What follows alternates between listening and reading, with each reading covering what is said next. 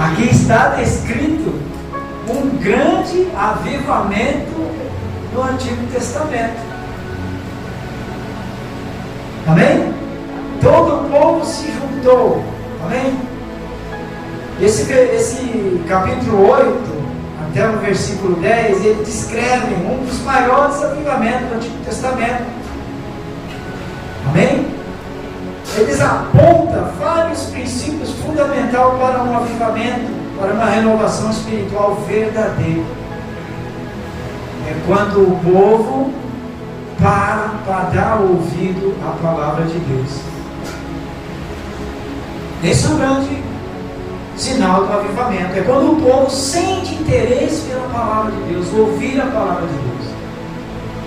Um outro sinal de grande avivamento espiritual é a renovação espiritual do coração do povo. E isso só é possível, irmão, quando ela procede exclusivamente de Deus. Quando a fonte a quem se dá ouvido, quando a fonte a qual se enche o coração e a alma, é a fonte divina, vem de Deus. Não está vindo de um psicoterapeuta, não está vindo, sabe,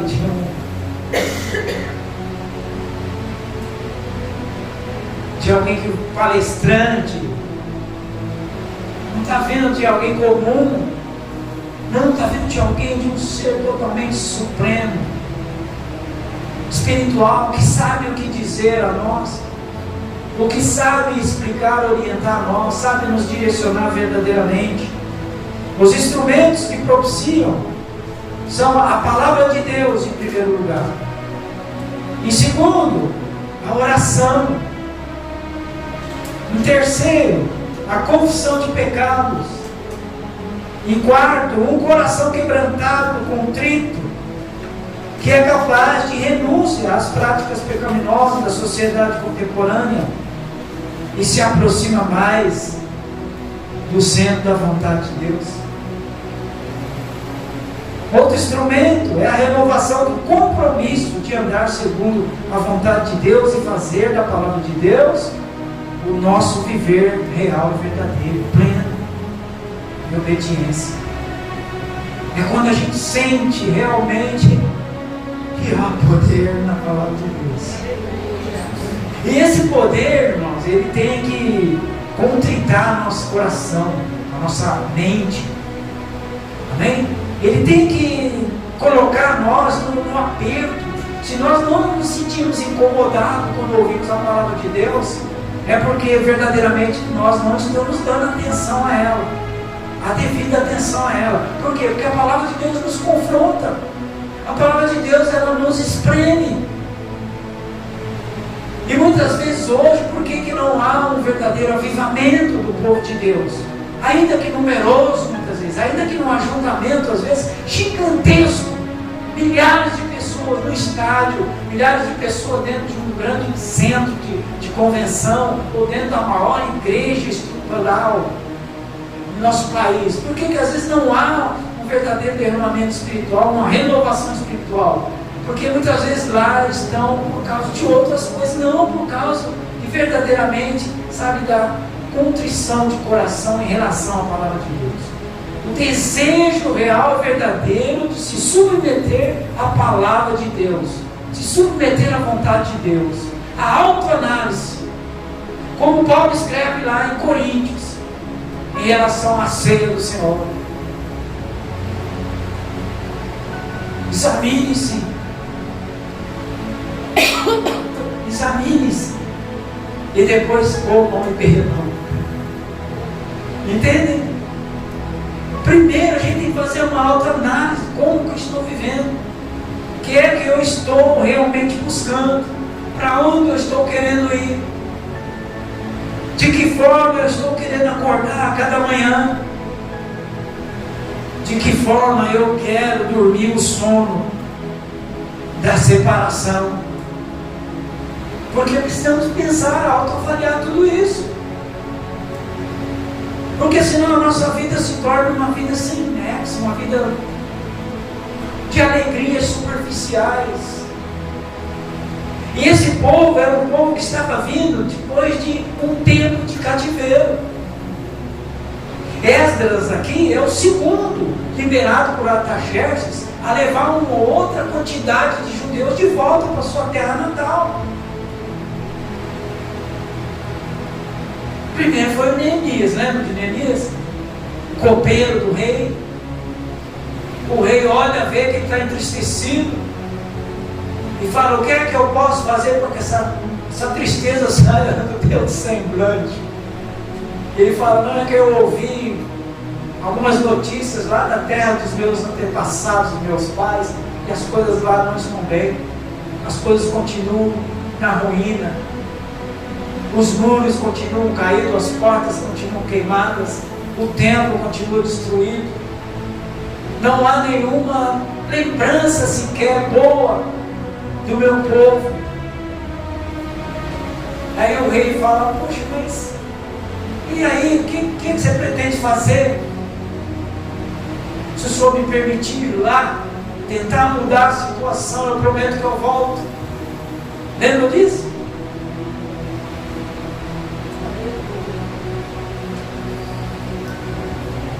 E às vezes a gente sai da presença do rei da glória, do rei eterno, como o irmão Wilson deu agora para nós. Quem é esse? A gente às vezes sai da presença dele para querer resolver coisas, querer consertar a família, querer consertar, sei lá, a casa, o trabalho, o emprego, a relação com os amigos. E a gente pensa que a gente vai voltar e a gente acaba não voltando, a gente acaba preso aos problemas, a gente acaba fazendo parte dos problemas e se perde e fica longe de Deus, fica longe do Rei da glória, do Rei eterno. Aí o Neemias, se ele fosse e não voltasse, ele estaria diante do povo dele, ele estaria trabalhando para o Deus dele, mas no coração dele havia algo que falta em muito crente da nossa geração: compromisso, seriedade nos compromissos. E Neemias assumiu um compromisso enquanto servia lá na Babilônia ao rei, porque era um testemunho de alguém que realmente servia a um Deus que era acima de todos os outros deuses da Babilônia. E sendo assim, Neemias não poderia ser um escravo qualquer, ele tinha que ser um escravo de excelência, de bom testemunho. Então o rei vinha nele a confiança necessária para oferecer para ele qualquer coisa que o alegrasse. E diz: não, eu permito que você vá até lá, e pode escolher aí, escolhe aí um povo para ir com você. Eu mando um destacamento para que haja segurança na viagem. E o rei manda até um destacamento, uma parte do exército, um pelotão, uma companhia, a seguir Neemias até lá. E ele vai, e vocês conhecem a história. É feita as primeiras obras, as primeiras restauração, ainda que impedissem, né? Ainda que se levantar, sei lá, um tal de Tobias, um Sambalate.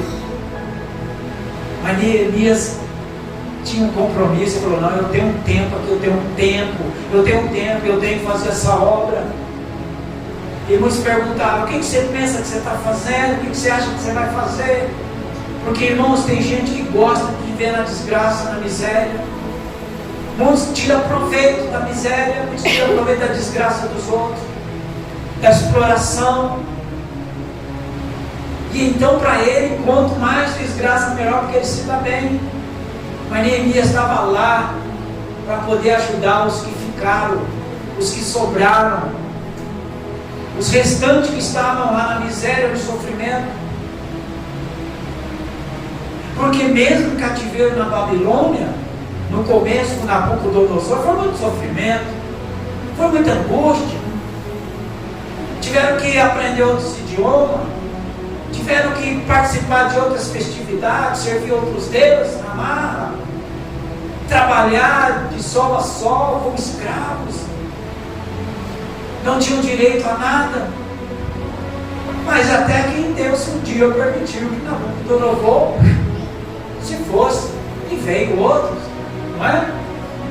Aí a gente vai formalizando aí a vontade de Deus, mesmo o povo estando no cativeiro. Então, irmão, não reclama nas suas lutas, das suas dificuldades. Porque se você serve verdadeiramente um Deus, confia, acredita no Deus verdadeiro, ainda que os problemas sejam gigantescos, grandes, você não estará sozinho, você não estará desamparado. Ou vai chegar o momento da liberdade, vai chegar o momento, sabe, é como às vezes a gente conversa com minha esposa e fala, não, mas isso passa, isso vai passar, isso tem uma hora para acabar e vai acabar. Então as nossas angústias, irmãos, que passamos aqui, tem um momento para acabar. Aleluia. Eu vivendo na bonança, vai acabar. Sabiam disso? Vai chegar o momento que vai acabar, que não vai servir mais para mim a riqueza, a abundância terrena.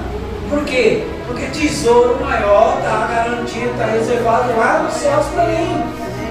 E para você, se você acreditar nisso. Ah, mas não é só por causa disso que nós vamos viver relaxadamente aqui. Não é? Não é por causa disso que nós vamos, então, passar a nossa vida na miséria, no sofrimento. Não, a gente tem que provar que somos um povo excelente. Nós temos que provar que somos um crente de fé, de virtude. Amém? Que não corremos do vitupério. E muita gente não quer vituperar junto com Cristo. Ou seja, né? Não quer assumir a vergonha que foi a cruz. Aleluia. Porque a cruz era para mim, não era para ele, que era santo, puro. Aleluia. A cruz era para mim, era para os meus antepassados, que se foram sem acreditar, sem se converter.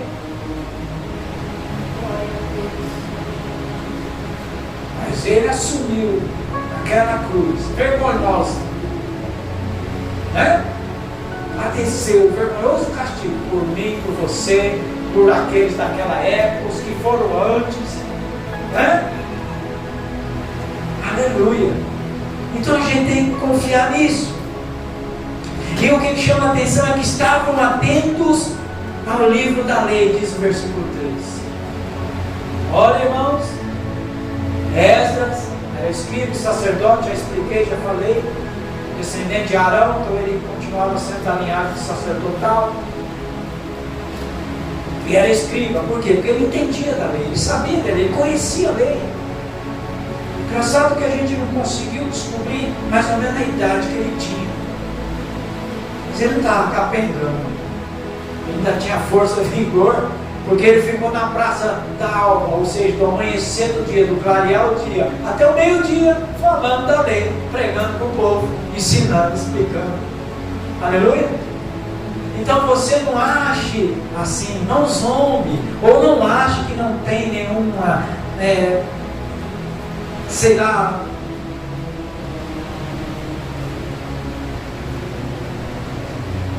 como eu explicaria isso? Não tenha nenhuma notoriedade, não tenha nenhuma necessidade. Quando você vê um pregador numa calçada pregando e falando, seja na garoa, seja no sol, na chuva, é que estão acabando, são poucos, não é? Mas muita gente para ouvir, já perceberam? Alguns param para ver.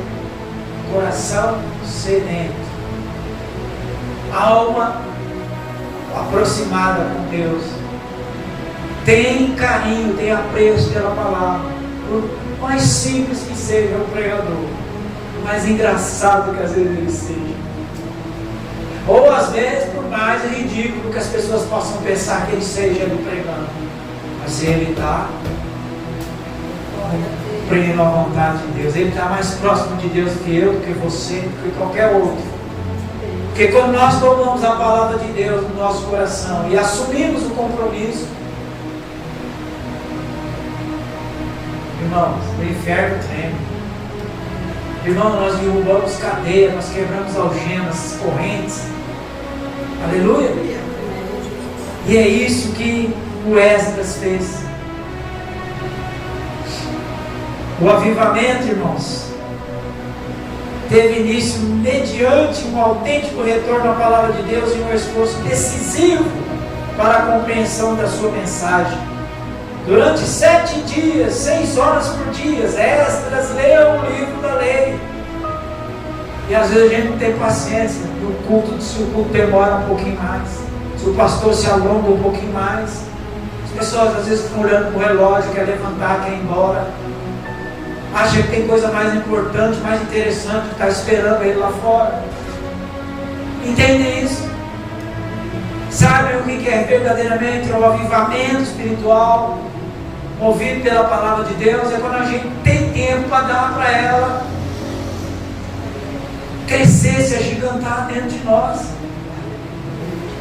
Quando o nosso tempo é maior oferecido para Deus do que para nós mesmos, ou para outros. Porque às vezes, irmãos, o que a gente pensa estar ajudando as pessoas, não, as pessoas estão roubando o nosso tempo, roubando a nossa paciência. Minha esposa relatou que ouviu esses andarilhos aí, esses moradores de rua. Ele dizia para o outro assim: você acha que eu preciso voltar para casa? Se aqui eu durmo a hora que eu quero, acordo a hora que eu quero, tenho comida, se eu quiser tomar um banho, eu tenho onde tomar um banho, ninguém me incomoda, não tenho conta para pagar, não tenho nada. Aí eu pergunto para você: por que alguém vai perder tempo em pregar uma pessoa dessa? Por que alguém vai convencer alguém a dizer para essa pessoa que existem coisas mais importantes para a gente fazer do que vadiagem? Porque isso é vadiagem. Pelo Código Civil, pela lei civil, amém? Ainda essa lei, ela não é mais vista, ela não é mais, como se fala, cumprida, cobrada, exigida da população. Mas a lei da vadiagem ainda não saiu do Código Civil. Ainda não saiu. Qualquer um que anda na rua à torta direito poderia ser preso por vadiagem. Mas está longe da interpretação, do conhecimento das pessoas, de entender isso. Que uma pessoa, para ser uma pessoa produtiva, uma pessoa regrada e justa, ela tem que ter um compromisso com ela mesma, de bons hábitos, de asseio, de integração à família, de respeito à família, de honrar pai e mãe. E quem vive assim não está cumprindo esses mandamentos. Então a gente fica nessa expectativa de que, quem sabe, se eu pregar um pouquinho mais, quem sabe, se eu verdadeiramente levar a palavra com mais ênfase, se eu realmente dedicar mais tempo, alguém vai ouvir. Irmãos, porque o reino de Deus é feito de alma em alma. O reino de Deus, ele não é feito com uma multidão que é arrebatada. Entende isso? Para você começar a conquistar almas para o reino dos céus, para você conseguir verdadeiramente provar do êxito, da eficácia, da eficiência do evangelismo, através da palavra de Deus, o evangelho de Cristo, você tem que ganhar a primeira alma, a segunda, depois a terceira. Não fica aí querendo converter milhares. Amém? Alguns que alcançaram centenas, talvez milhares. Numa tarde de pregação, ele teve que pregar pelo menos quase 3 horas, dentro de um estádio, dentro de um grande ginásio, pregar com muito amor, com muita eficiência, com muita retidão aos princípios, aos primórdios da palavra de Deus.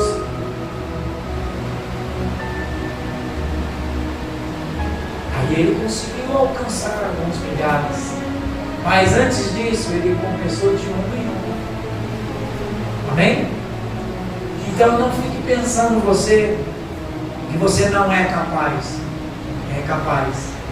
Você vai se sentir capaz quando você ganhar a primeira aula. Quando alguém fala assim: tá bom, eu quero aceitar esse Jesus que você serve, esse Jesus que você fala, se verdadeiramente isso é verdade, então eu quero ir. Aleluia. Olha que Paulo quase convenceu o governador lá. Ele disse: olha, você quase que me... Não é? Se não fosse o quase, não é? E olha que Paulo contou a história do povo de Israel para ele. Paulo contou a história do Deus Altíssimo para ele. Contou a história de Jesus, o Messias enviado para ele. Só faltou ele realmente acreditar de verdade, esquecer o orgulho interno dele. Só faltou ele esquecer em relação à autoridade que ele tinha.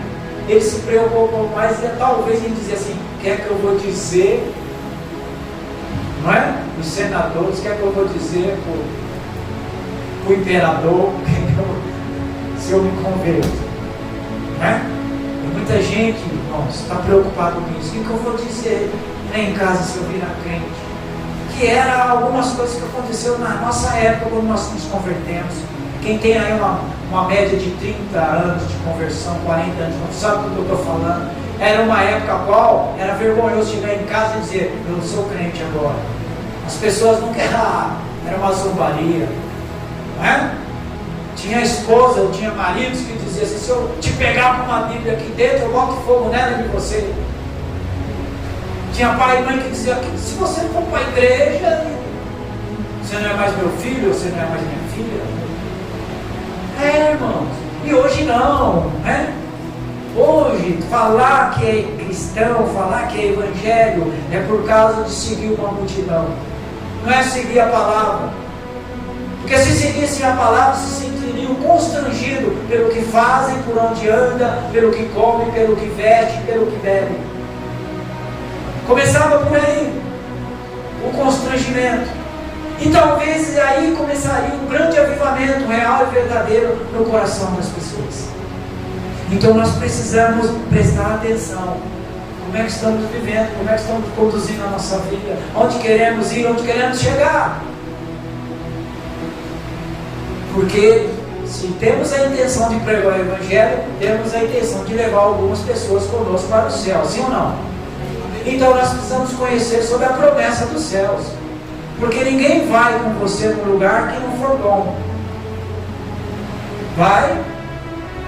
Se você falar assim para alguém: olha, eu vou até ali naquela ponte, que eu vou pular, me jogar, quer ir comigo? Você vai encontrar alguém que queira ir?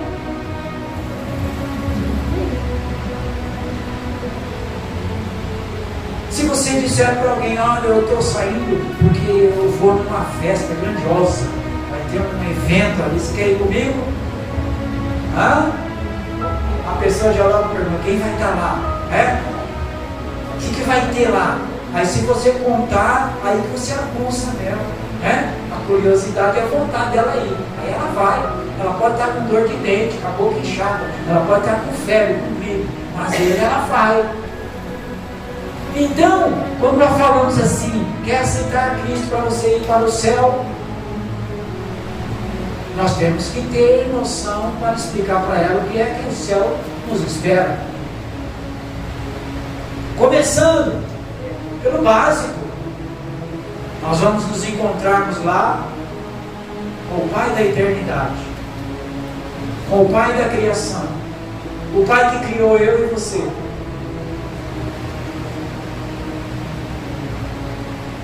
Nós vamos estar lá após sermos conduzidos por aquele que morreu na cruz por nós, resgatou, ressuscitou ao terceiro dia, subiu aos céus, está à destra do Pai, aguardando o momento para que nos juntemos a Ele. É com Ele que nós vamos para o céu. O que mais? A palavra de Deus diz que lá no céu não há pranto, não há choro, não há doença, não haverá mais morte.